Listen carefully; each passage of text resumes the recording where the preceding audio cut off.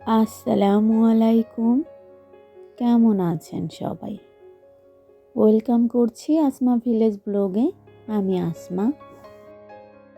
নবান্নের উৎসব শুরু হয়ে গেছে। আমাদের বাড়ির ধান থেকে চাল, আর সেই চাল থেকেই ঢেঁকিতে গুঁড়ি করা আটা, সব কিছুই নিজের হাতে করা। তাই আজ পিঠা বানানোর আয়োজন, একেবারে ঘরোয়া পিঠা উৎসব। দেখতে চাইলে সাথেই থাকুন। যখন বেশ শীত ছিল তখনকার কিছু ভিডিও আজকের ব্লগে সাজিয়েছি।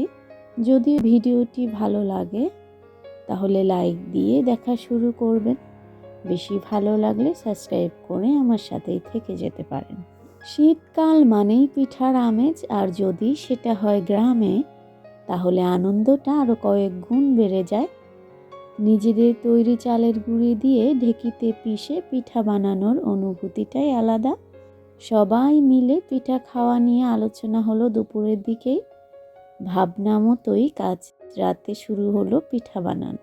ভাপা পিঠা আর পোয়া পিঠা দুটোই বানানো হয়েছে।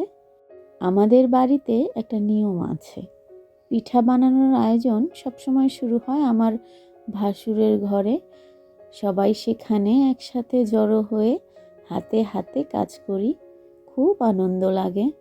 কনকনে শীত, আর আমরা সবাই চুলার পাশে বসে গরম গরম ধোয়া ওঠা পিঠা খাচ্ছিলাম আর গল্প করছিলাম। ননদ, শ্বশুর শাশুড়ি, বড় যা, ছোট যা, আর আমাদের বাচ্চারা সব মিলে প্রায় 30 জনের মতো মানুষ হয়েছে। একেবারে জমজমাট আয়োজন। হই হুল্লোড়, হাসি আড্ডায় রাত কেটে গেল। সেখান থেকেই কিছু অংশ ভিডিওতে তুলে এনেছি আপনাদের সাথে শেয়ার করার জন্য।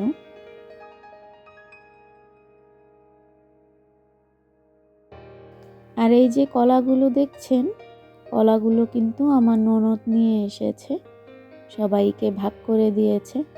ননদ হিসেবেও সে সত্যি খুবই ভালো। পিঠা খেতে খেতেই মজার একটা বিষয় ঘটলো। আমার ননদ রাতে বসে খাতা সেলাই করছিল। তার 3টা মেয়ের বিয়ে দেবে, নাতিপুতি হবে, সেই জন্য আগেই নানির হাতে সেলাই করা কাঁথা বানিয়ে রাখছে। বলছিল পরে যদি বয়স হলে অসুস্থ হয়ে পড়ে তখন কিভাবে দেবে। এসব কথা নিয়ে বেশ মজা করেছিলাম আমরা। আসলে সবাই মিলে মিশে থাকতে পারা আমার কাছে ভাগ্যের ব্যাপার। সবাই এভাবে থাকতে পারে না। অনেক জায়গায় ঝগড়াঝাটি লেগেই থাকে, কিন্তু সবাই একজোট থাকলে শত্রুরাও সুযোগ পায় না। যাই হোক, এই ছোট ছোট মুহূর্তগুলোই আসলে জীবনের আসল সুখ। কেউ পিঠা বানাচ্ছে, কেউ পরিবেশন করছে, কেউ আবার গল্পে মেতে আছে।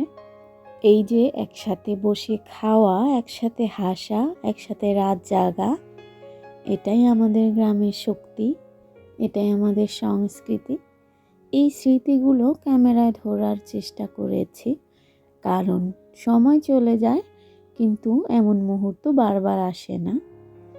ভিডিওটা যদি আপনাদের মনে একটু হলেও উষ্ণতা এনে দেয় তাহলেই আমাদের এই আয়োজন সার্থক।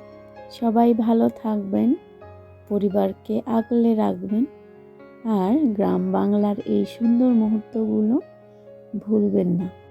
আজকের ব্লগটি এখানেই শেষ করছি। আসসালামু আলাইকুম।